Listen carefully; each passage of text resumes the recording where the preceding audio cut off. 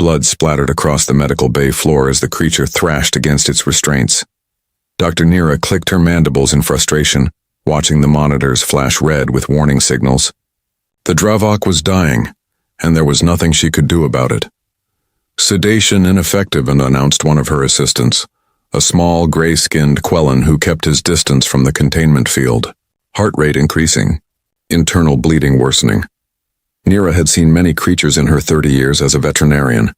Her insectoid brain processed information faster than most species in the galaxy. She had memorized every medical text, every procedure, every protocol.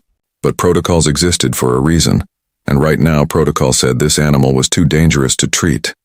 The Dravok snarled, showing teeth the size of daggers. Its fur, matted with blood and dirt, stood on end. 6 powerful legs scraped against the metal floor, leaving deep gouges. This was an apex predator from Dravis 4, a death world where everything evolved to kill. 3 of these creatures had mauled their handlers to death just last year. Station regulations were clear. Dangerous animals in critical pain could not be approached. Humane termination was the only option. Contact the owner, Nira ordered. Inform them of our decision.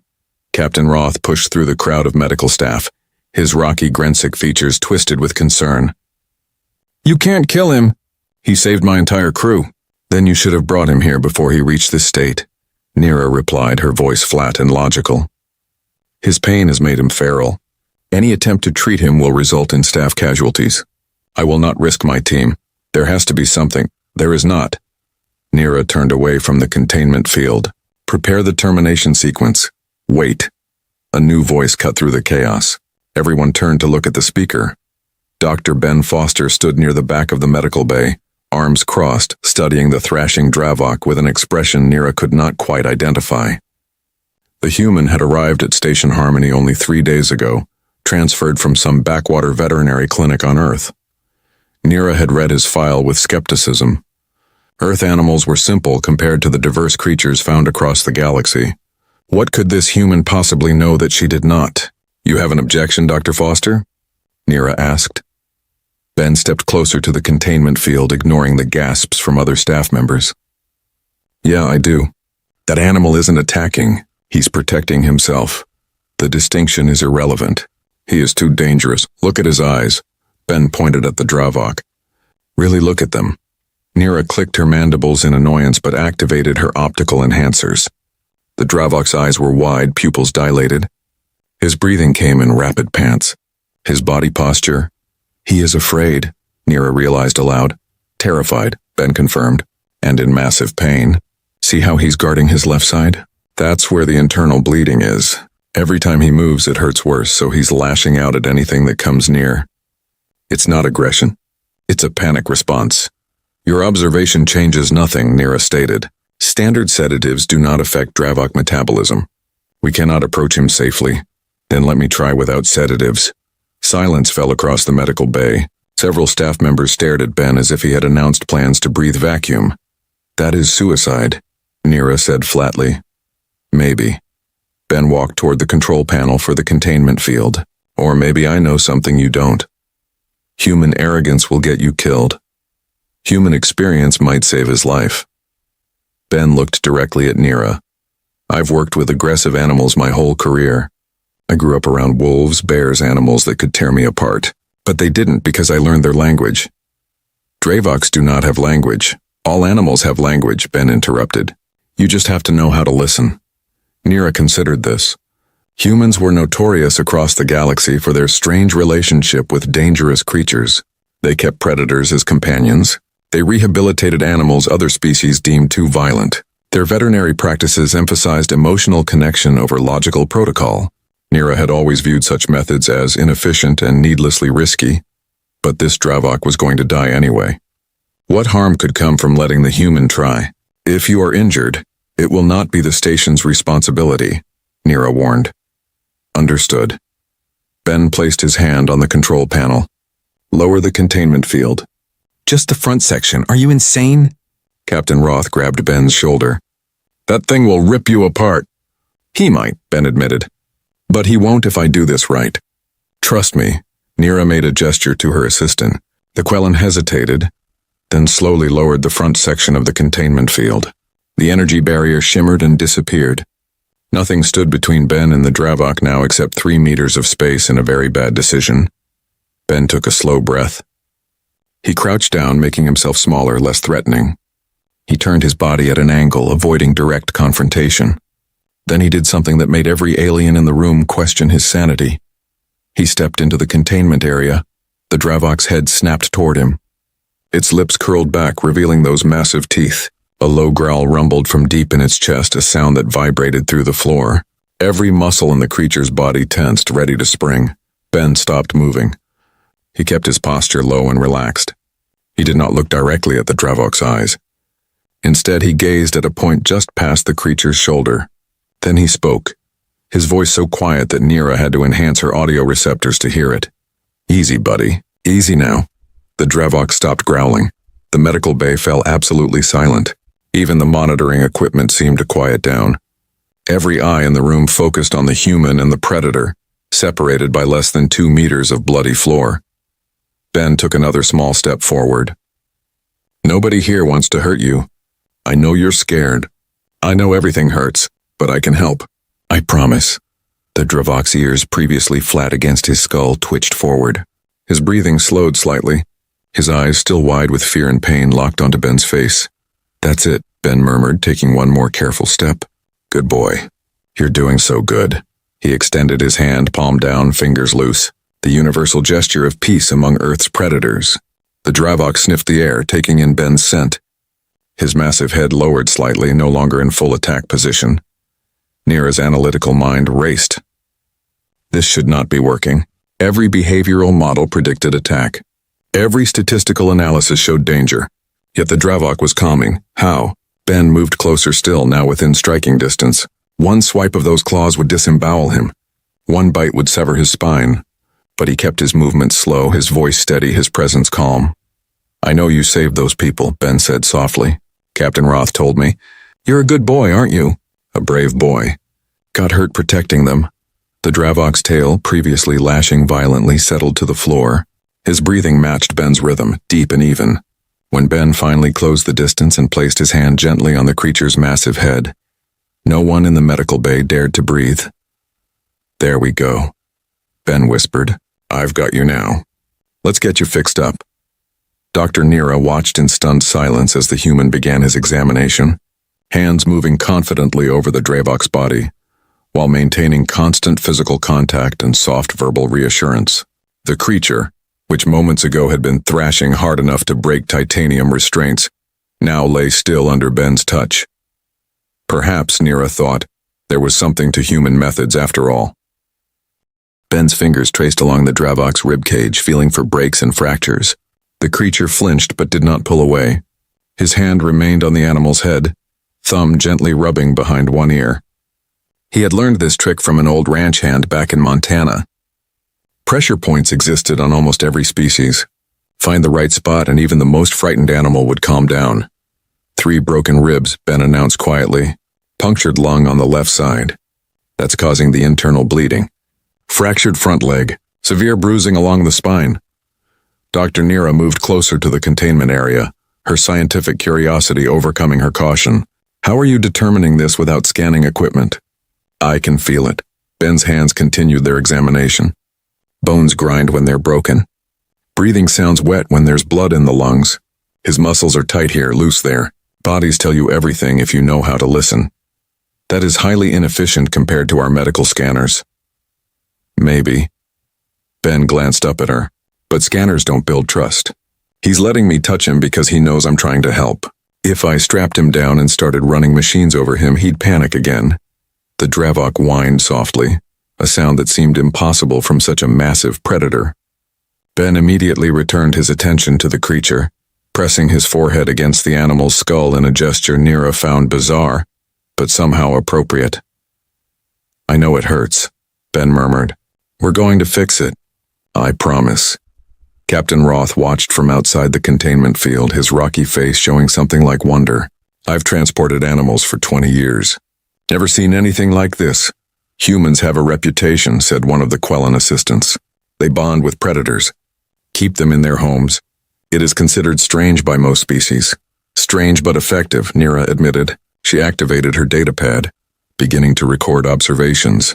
This would make an excellent research paper if they all survived. Dr. Foster, what supplies do you require? Ben ran through a mental list. Bone stabilizers, tissue regeneration gel, cellular repair nanites, and a drainage tube for the lung. Also, I need someone to bring me a blanket. A blanket? Nira's mandibles clicked in confusion. For what purpose? He's going into shock. Body temperature is dropping. Feel his nose. It should be warm and slightly damp. Right now it's cold and dry. Nira extended her sensory appendages, touching the Dravok's snout. Ben was correct. How had the human noticed such a small detail? Bring the requested items, Nira ordered her staff. Quickly. While they waited, Ben continued talking to the Dravok in that same soft, steady voice. He told the creature about Earth, about his clinic in the mountains, about a wolf-dog mix he had saved years ago. The story seemed pointless to Nira, but the Dravok's eyes never left Ben's face. The animal was listening, truly listening. Why do you speak to him? Nira asked. He cannot understand your words. He understands my tone, Ben replied. And my intention. Animals don't need words to know if someone cares about them. They feel it. A medical assistant approached with the supplies, setting them carefully at the edge of the containment field. No one wanted to enter the area except Ben. Another assistant tossed a thermal blanket, which Ben caught and draped over the Dravok's body. Okay, buddy, this next part is going to hurt, Ben said, arranging the supplies within reach. But I need you to stay still for me. Can you do that? The Dravok huffed out a breath, eyes still fixed on Ben. I'll take that as a yes. Ben picked up the drainage tube. Dr. Nira, I need you to guide me. My scans won't be as precise as yours. Nira hesitated. Enter the containment field with an injured predator? Every instinct screamed against it. But the human had done it. If his soft, fragile body could take the risk, what excuse did she have? She stepped through the barrier. The Dravok's head swiveled toward her, lips pulling back slightly. Ben's hand immediately pressed firmer against the creature's skull. Hey, no. She's here to help. She's a friend. Ben's voice held a note of command now, gentle but firm. Be nice. Impossibly, the Dravok relaxed again. Nira activated her medical scanner, hands trembling slightly. Insertion point is 7 centimeters below the 4th rib, angle 15 degrees toward the spine.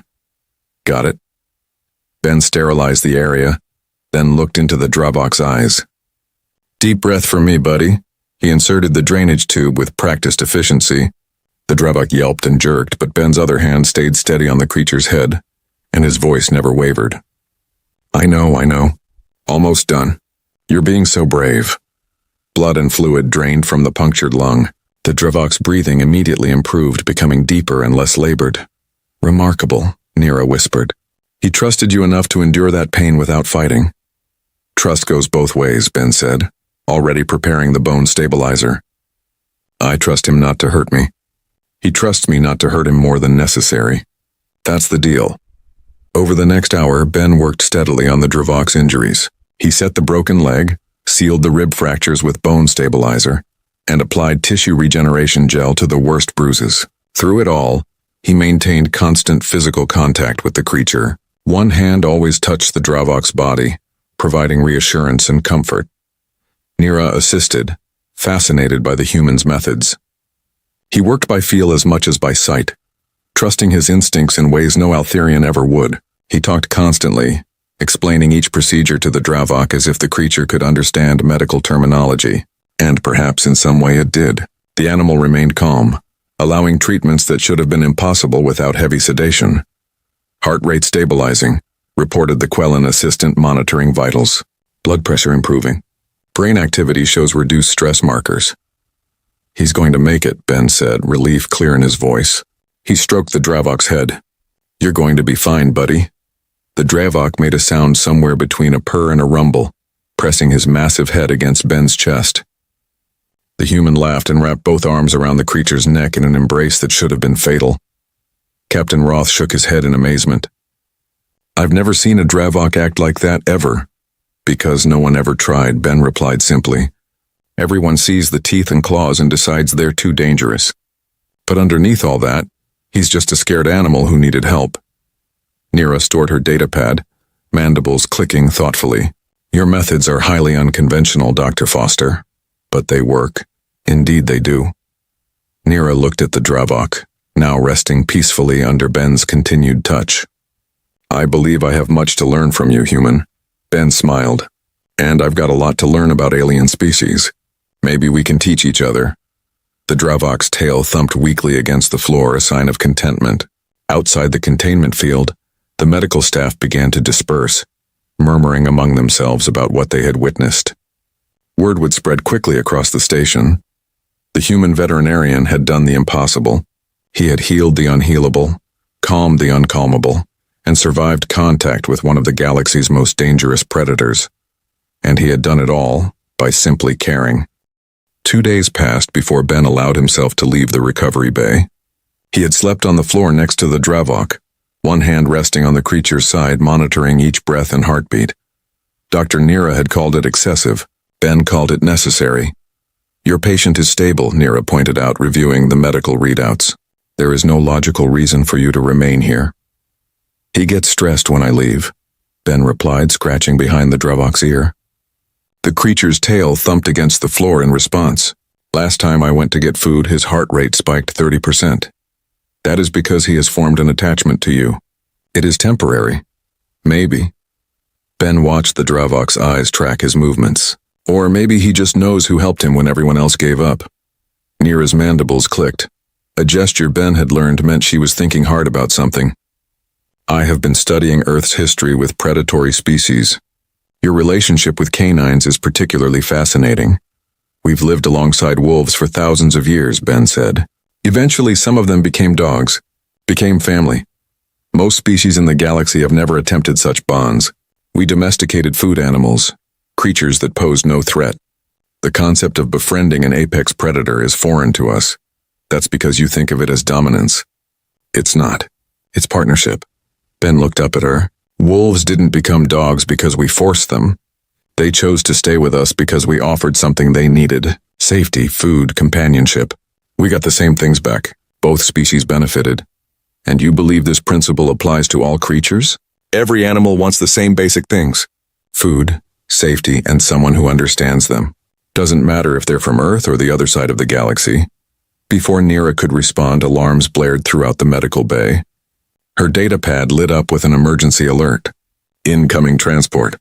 Critical patient. Species Talvex. Ben stood quickly. What's a Talvex?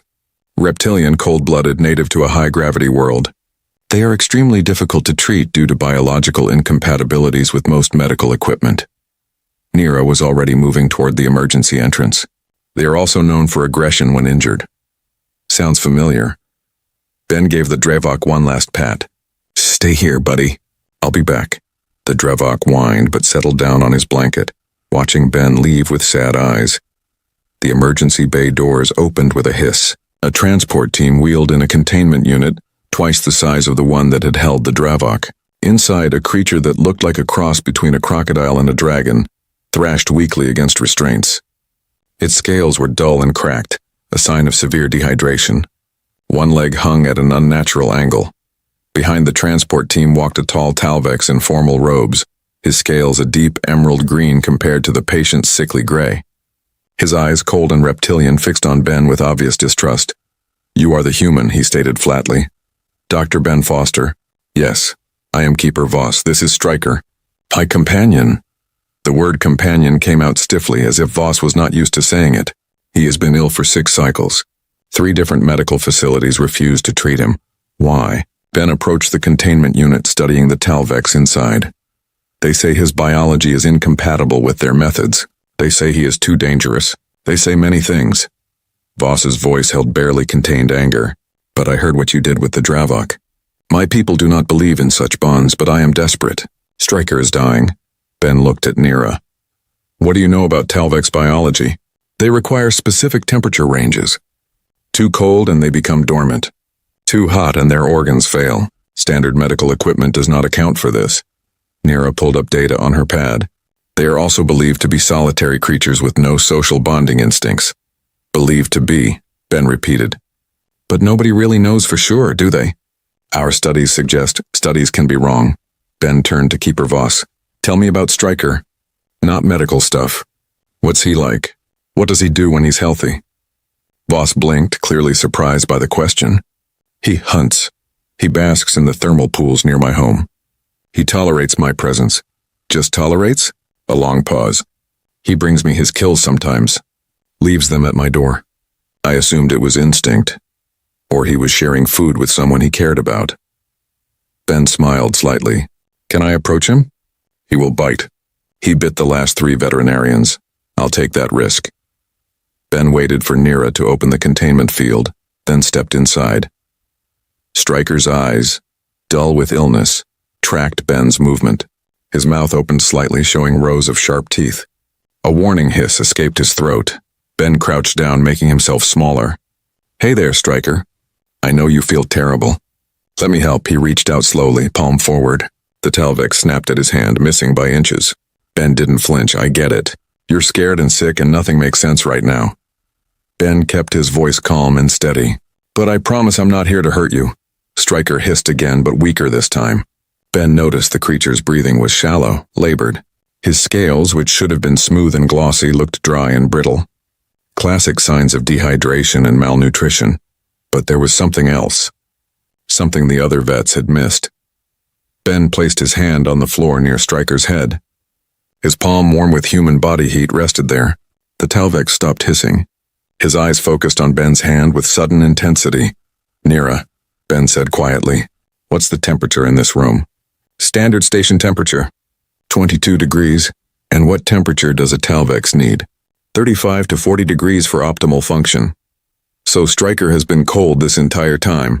6 cycles of being too cold to properly digest food. Too cold to heal. Too cold to do anything but survive. Ben looked at Keeper Voss.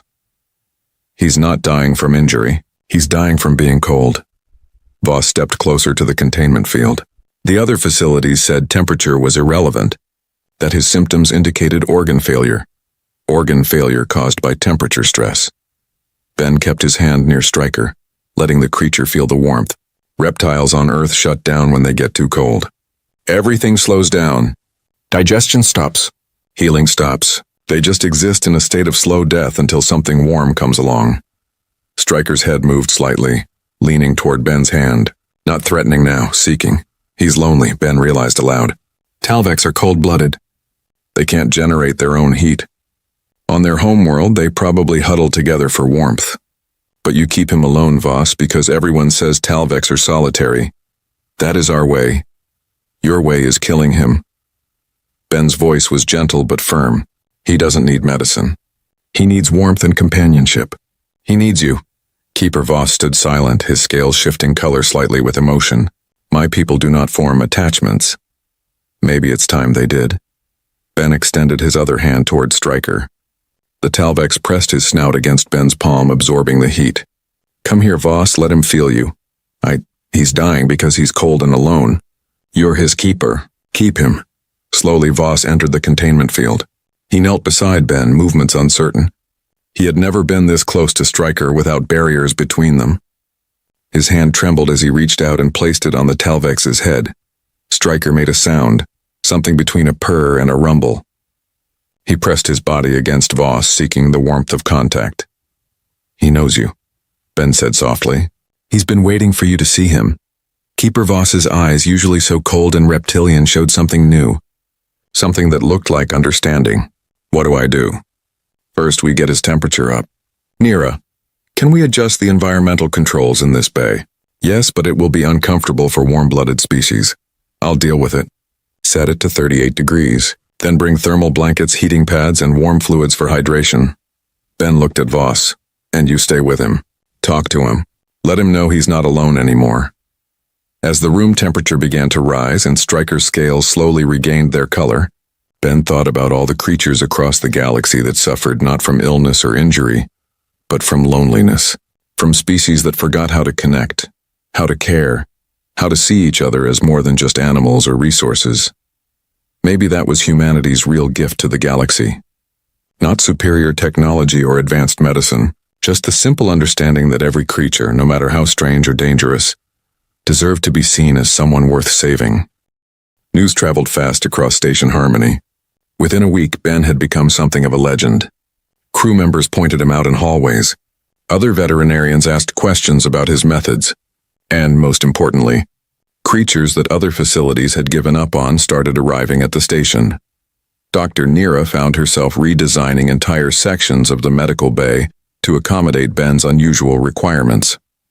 Temperature-controlled rooms for cold-blooded species, soft lighting for creatures with sensitive eyes, even a section with actual dirt and plants for animals that needed to feel ground beneath their feet instead of metal. "This is highly irregular," Nira commented, watching Ben install a water feature in one of the recovery rooms. "Station regulations require sterile environments. Some creatures need nature more than they need sterile," Ben replied, adjusting the flow of the fountain. "Besides, clean and sterile aren't the same thing. This water is filtered and purified. It just looks and sounds natural." A small bird-like creature chirped from a nearby perch, its feathers slowly growing back after severe stress-induced molting. 3 weeks ago, its owner had brought it to 5 different vets. All of them had prescribed medication. None of them had asked why the creature was stressed. Ben had spent 10 minutes with the owner and figured it out. The creature was from a forest world with constant ambient sound, wind, water, animal calls. Its owner kept it in a silent apartment. The bird was going insane from the quiet. Now it lived in a room with running water, soft nature sounds, and recorded calls from its own species. The feathers were growing back nicely. 17 successful treatments in 7 days, Nira said, checking her data pad. "Your success rate is unprecedented." "Because I'm not treating symptoms. I'm treating causes." Ben tested the water temperature with his hand. "Most vets see a sick animal and ask what's wrong with it. I ask, what does it need? The distinction seems minor. It's everything." Ben dried his hands and sat on a bench, gesturing for Nira to join him. "Look, your medical knowledge is way beyond mine. You understand alien biology in ways I never will. But you're thinking like a mechanic. Find the broken part, fix the broken part, done. And you do not? I think like a friend. What's wrong? What hurts? What are you missing? What makes you happy?" Ben smiled slightly. "Animals aren't machines. You can't just repair them. You have to understand them." Nira's mandibles clicked thoughtfully. "I have been documenting your methods. I would like to present them to the Galactic Veterinary Council." "Really? Your success rate speaks for itself. However, I foresee resistance. Many species view emotional attachment to patients as inefficient. They will argue that your methods require too much time, too many resources. They're wrong." Ben stood, checking on the bird creature. It hopped closer to him, tilting its head curiously. He offered his finger, and it stepped onto his hand without fear. "Yeah, I spend more time with each patient, but they heal faster and need less medication. That saves time and resources in the long run. I will include that data in my presentation." Nira paused. "The council meets in 3 months. I would like you to attend." "Me? I'm just a vet from Earth. You are the vet who healed a Dravok with nothing but touch and words.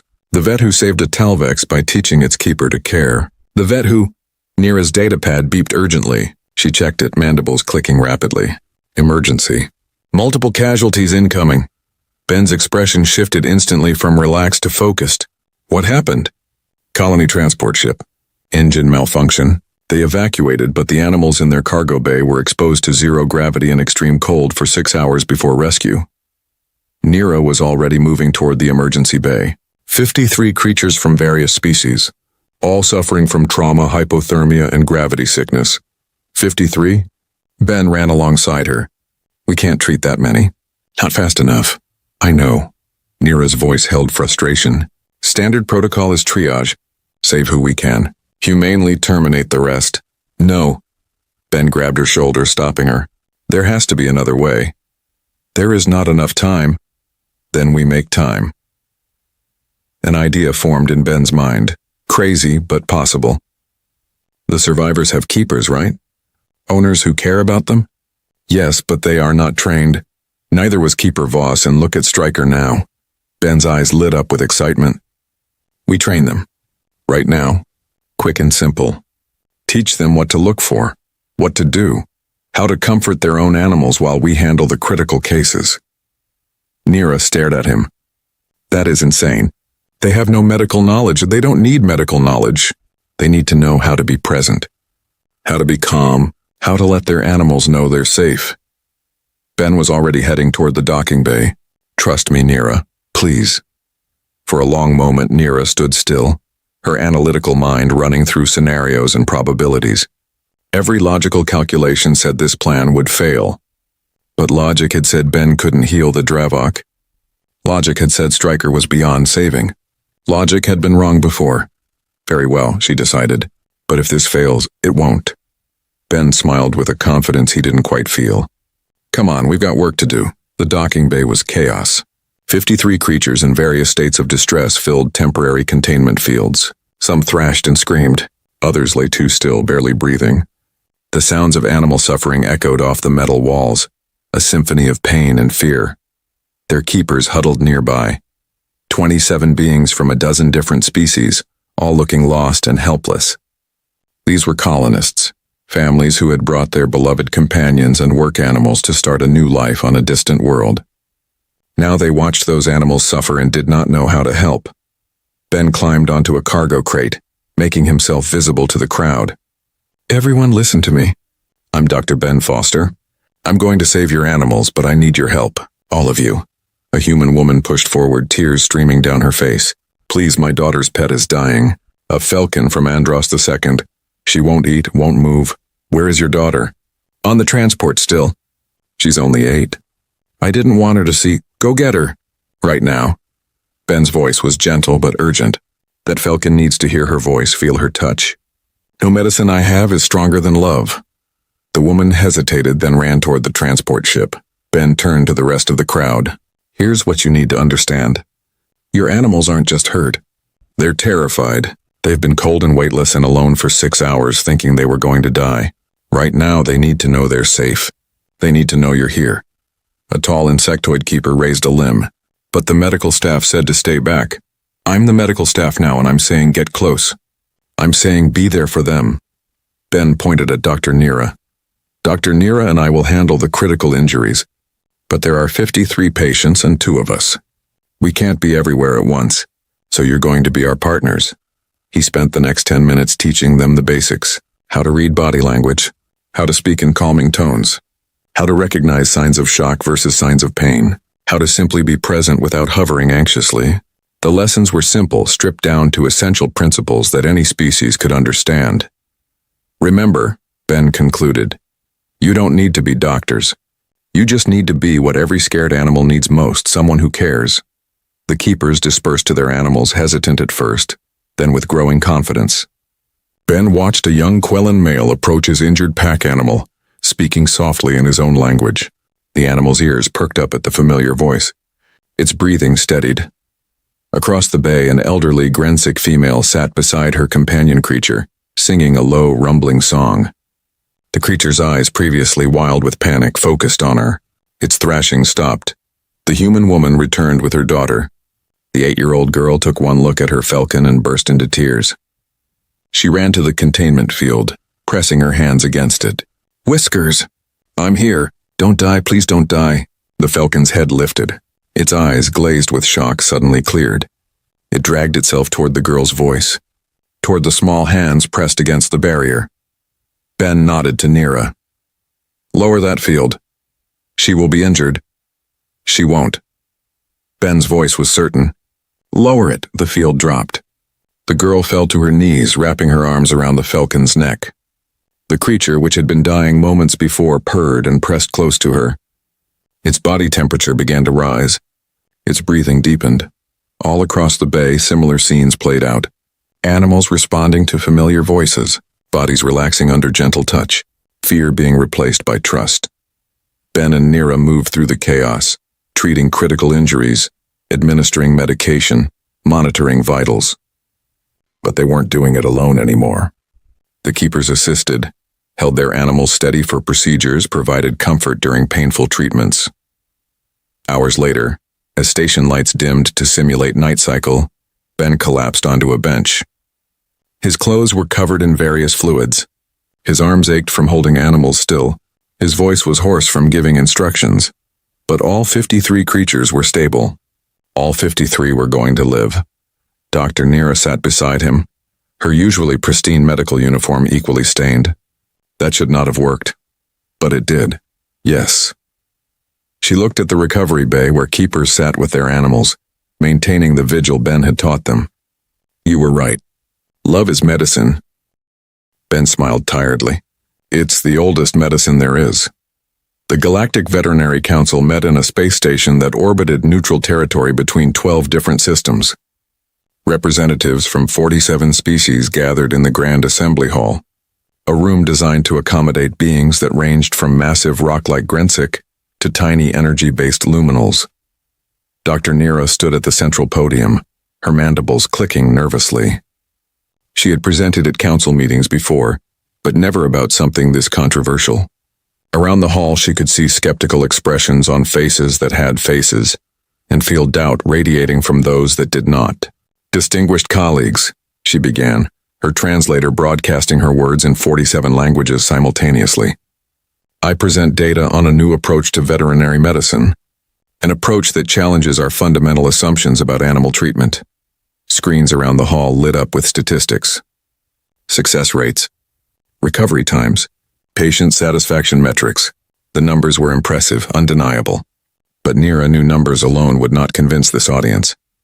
These results were achieved by Dr. Ben Foster, a human veterinarian currently stationed at Orbital Facility Harmony. His methods center on emotional connection rather than pure medical intervention. Murmurs rippled through the assembly. A Krovan representative, his crystalline body refracting light in colors that indicated disapproval, spoke up. Emotional connection? We have extensive research proving that clinical detachment produces optimal results. Your research is based on Krovan physiology, Nira countered. And Krovan do not form emotional bonds with animals, humans do. And the data shows it works. For humans, perhaps, another voice called out. This one belonged to a Quellan elder. But can such methods be taught to species who lack human emotional capacity? They can. Nira activated a video feed. Observe. The screen showed footage from the colony transport emergency. 53 dying animals, 27 terrified keepers of various species. Then Ben's quick training session. Then the transformation as keepers learned to comfort their own companions. Every keeper you see learned these techniques in under 10 minutes, Nira explained. The Quellan male with the pack animal had never touched his creature before, maintaining traditional distance as his culture prescribes. The Grensic female had always relied on automated feeding systems, yet both successfully provided comfort that aided in healing. Another representative stood. This one was human. An older woman with gray hair and tired eyes. Dr. Nira, I'm Dr. Patricia Webb from the Earth Veterinary Coalition. While I appreciate your enthusiasm for my colleagues' methods, I must point out that human techniques are controversial, even among humans. Many of us believe in maintaining professional boundaries. And how successful are those boundaries? Ben's voice carried across the hall. Every head turned. Ben stood at the back of the assembly, still wearing his stained work uniform because he had come directly from a surgery. Beside him, walking on a leash like it was the most natural thing in the world, was the Dravok. Security immediately reached for their weapons. Alerts flashed. A massive predator in the council chambers was a violation of every safety protocol. Stand down, ordered the council chair, an ancient being whose species Nira could not identify. Let the human speak. Ben walked down the center aisle, the Dravok moving calmly at his side. Every representative leaned away as they passed. Fear filled the room like a physical presence. You're all scared, Ben observed, stopping at the podium. That's good. Healthy fear keeps you safe, but fear without understanding is just prejudice. He gestured to the Dravok. This is Duke. 3 weeks ago, he was dying. Dr. Nira wanted to euthanize him because he was too dangerous to treat. And she was right to think that way. Your protocols, your training, your entire medical philosophy is built on logical risk assessment. Duke was a risk. Better to eliminate him than endanger staff. Ben placed his hand on Duke's massive head. The Dravok leaned into the touch, eyes half closed in contentment. But I looked at Duke and saw something your risk assessment missed. I saw fear. I saw pain. I saw a creature who wanted to live but didn't know if anyone cared enough to help him. Ben's voice was quiet but carried to every corner of the hall, so I helped. Not because I'm braver than you, not because I'm a better doctor, but because I was willing to see Duke as someone worth saving instead of something worth fearing. Dr. Webb stood again. That's beautiful sentiment, Dr. Foster. But sentiment doesn't change the fact that you could have died. That creature could have killed you. He could have, Ben agreed. But he didn't, and do you know why? Because I gave him a reason not to. I showed him that not everything in the universe wanted to hurt him. I proved that trust was possible. You cannot build galactic medical policy on trust, a Krovan representative argued. We require protocols, procedures, measurable standards. Then measure this. Ben pulled up his data pad, projecting statistics onto the main screens. Since arriving at Station Harmony, I've treated 237 patients. 0 staff injuries, 0 patient deaths. Average recovery time 40% faster than galactic standard. Patient stress levels 70% lower, and medication usage down by half because animals that aren't scared don't need as many sedatives. The numbers spoke for themselves. The assembly fell silent. I'm not saying emotional connection should replace medical knowledge, Ben continued. Dr. Nira knows more about alien biology than I ever will. But I know animals. And every animal, whether it's from Earth or a planet I can't even pronounce, wants the same things. They want to feel safe. They want to know someone cares. They want to be treated like individuals instead of problems to solve. A small voice spoke up. How do you teach this? Everyone turned. The speaker was a young Altherian, barely adult by their species standards. I want to be a veterinarian, but I am not human. I do not feel emotions the way you do. Can I still learn your methods? Ben smiled at the young alien. What's your name? Tick, do you want to help animals? Very much. Then you already have what you need. Ben gestured for Tick to approach. The young Altherian hesitated, mandibles clicking nervously, then walked forward. Put your hand on Duke's back. He will bite me. He won't, I promise. Just touch him gently. Tick extended a trembling appendage and lightly touched Duke's fur. Thedravok turned his head, looked at Tick, and made a soft, chuffing sound. You feel that? Ben asked. His fur is soft, warm, his heart beats fast. That's life. That's what you're protecting when you become a vet. Not just biological function or physical health. Life. Individual, precious, irreplaceable life. Ben looked at the assembly. Every species here can learn that. You don't need human emotions. You just need to care enough to try. Duke suddenly moved, causing Tick to jump back in alarm. But the Dravok simply laid down at Ben's feet and rolled onto his back, exposing his belly in ultimate trust. Several representatives gasped. Dravoks never show submission, whispered a xenobiologist in the front row. It's not in their behavioral programming. Maybe it wasn't in their programming because no one ever gave them a reason to trust, Ben replied. He knelt and rubbed Duke's belly. The massive predator's tail thumped against the floor, and he made sounds that could only be described as happy. The council chair spoke, its voice ancient and thoughtful. Dr. Foster, Dr. Nira, your proposal is highly irregular. However, the results cannot be dismissed. I move that we establish a pilot program. 10 stations across the galaxy will implement these emotional connection techniques. We will monitor results for 1 standard year. I second the motion, said Dr. Webb, standing. As much as it pains me to admit when I'm wrong, those numbers don't lie. Maybe it's time we remembered why we became veterinarians in the first place. Votes were cast. The motion passed with a significant majority. As the assembly dispersed, representatives approached Ben with questions. How could they adapt his methods to their species? What training would be required?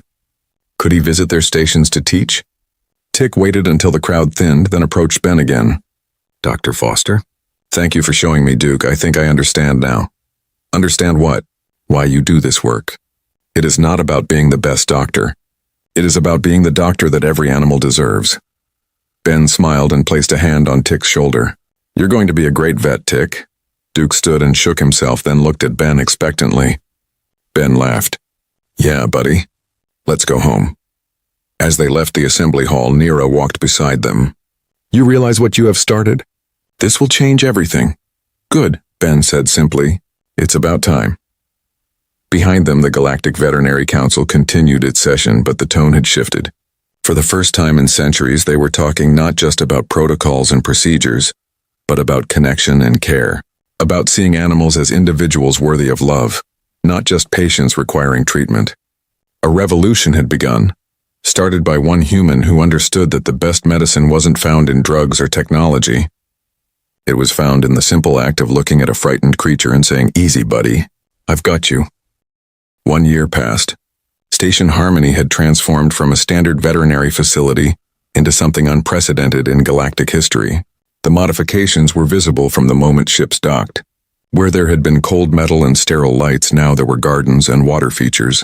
Where silence had ruled, now animal sounds mixed with soft music. Where fear had been the default, now calm prevailed. Ben stood in the central observation deck, watching the morning shift begin. Dr. Nira worked with a young Grensic who struggled to understand why touch mattered for a species that communicated through rock vibrations. Tick, now a certified veterinary assistant, demonstrated breathing techniques to a nervous Quellan intern. Keeper Voss had become a volunteer, teaching other Talvex keepers about the importance of warmth and companionship. Duke lay at Ben's feet, no longer wearing a leash because he no longer needed one. The Dravok had become Station Harmony's unofficial mascot and therapy animal. When a scared creature arrived, Duke would approach slowly and lie down nearby. Animals sensed his calm and grew calm themselves. Even the most aggressive patients settled in Duke's presence. "Dr. Foster?" A voice interrupted his thoughts. Ben turned to see Captain Roth, the Grensic who had first brought Duke to the station. "Captain, good to see you. I have news from the Galactic Council. The pilot program results are in." Ben's heart raced. The 10 stations that had implemented his methods would determine if emotional connection became standard practice or remained an experiment. Roth held up his data pad. "All 10 stations report success rates above 85%. Staff injury rates dropped by 60%. Animal stress markers decreased across all species. Recovery times improved by an average of 37%. Medication costs cut nearly in half." The captain paused. "Dr. Foster, you changed everything." "Not me, we did. Everyone who was willing to try something different. The council has voted. Your methods are now mandatory training for all veterinary facilities across the galaxy. They are calling it the Foster Protocol." Ben felt his throat tighten with emotion. I don't know what to say." "Say you will help implement it." Roth gestured around the observation deck. 50 stations have requested you specifically. They want to learn from the human who talks to animals. I can't leave Harmony. There's too much work here. Then we will bring the work to you." A new voice joined the conversation. Ben turned to see the council chair from the assembly, its form shimmering as it materialized via holographic projection. "Station Harmony will become the Galactic Center for Veterinary Excellence. We will send students from across the galaxy to train here. You will teach them what you know. But I'm just one person, which is why I have authorized the creation of a teaching facility." The chair gestured, and blueprints appeared on the observation windows. "An entire new section of the station, dedicated to training. We are also recruiting 50 human veterinarians from Earth to assist with instruction." Ben stared at the plans. Classrooms, practice facilities, recovery bays designed around emotional connection rather than pure efficiency. It was everything he had dreamed about but never thought possible. "There is more," the chair continued. "A ship arrived this morning. Cargo of considerable importance. What cargo? See for yourself." Ben made his way to the docking bay, Duke padding beside him. When the bay doors opened, his breath caught. Inside were crates upon crates of animals. But not just any animals. These were creatures from the Lyrian Conservation Fleet, the last breeding populations of 17 endangered species. A Lyrian official approached, her blue skin marked with concern. "Dr. Foster, we have a crisis. These species are endangered because they cannot breed in captivity. Stress levels too high. Traditional facilities have failed. But we heard what you did with the colony transport animals. We need that miracle again." Ben walked among the crates, creatures huddled in corners, eyes wide with fear. Some were aggressive, lashing out at the barriers. Others were catatonic, having given up hope. These animals had been moved from facility to facility, poked and prodded, studied and measured. They had been treated as specimens, not individuals. "How long until breeding season ends?" Ben asked. 6 weeks. If they do not mate by then, we lose another year. Several species do not have another year." Ben looked at Duke. The Dravok met his eyes and seemed to understand. "Nira, Tick, I need you here. Captain Roth, can you contact all the keepers from the colony transport and get me Keeper Voss?" Within an hour, they had assembled a team. Not just veterinarians, but keepers who had learned Ben's methods. Colonists who had saved their own animals. Volunteers who wanted to help. Here's what we're going to do, Ben explained to the assembled group. We're going to give these animals what they need most. Not medicine, not perfect conditions. Family. They worked in shifts around the clock. Each endangered creature was given a dedicated keeper, who stayed with them constantly, spoke to them, touched them, learned their individual needs and preferences. The Larian officials protested that this was not scientific, not measurable, not proper procedure. Ben ignored them and kept working. Duke became central to the effort. The Dravok would visit each animal daily, demonstrating calm and trust. Animals that had been too stressed to eat would accept food in Duke's presence. Creatures that had been aggressive would settle down when the Dravok laid nearby. He is teaching them, Nira observed one day, watching Duke interact with a fearful herbivore, teaching them that this place is safe. Animals learn from each other, Ben replied. If Duke trusts us, they know they can too. Week by week, the transformation occurred. Stress levels dropped. Appetites returned. Animals began engaging with their keepers, showing personality and preference. They stopped seeing themselves as prisoners and started seeing themselves as protected. When breeding season arrived, the Larian officials watched their monitors in disbelief. 14 of the 17 species successfully mated. The 3 that did not were not stressed or afraid. They simply were not compatible with their available partners.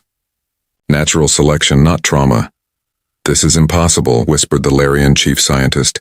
Decades of failure and you achieve success in 6 weeks? It's not impossible, Ben said, watching a pair of rare Kelvin birds perform their mating dance. You just had to ask them what they needed instead of telling them what they should want. 9 months later, Station Harmony celebrated the birth of the first generation of these endangered species born in captivity in over 50 years. The babies thrived because their parents thrived. The cycle of life continued because someone had cared enough to see these animals as living beings worthy of love, not just data points in a conservation database. Ben held a tiny Kelvin chick in his palm, so small and fragile.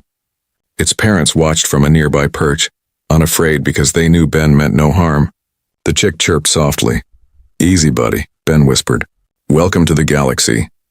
Dr. Nira approached, her mandibles clicking in what Ben had learned was the Altherian expression of deep satisfaction. The training facility opens next month. We have 300 applicants from 40 species. 300? Ben looked up in surprise. Your revolution is spreading, Ben. Across the galaxy, veterinarians are remembering why they chose this profession.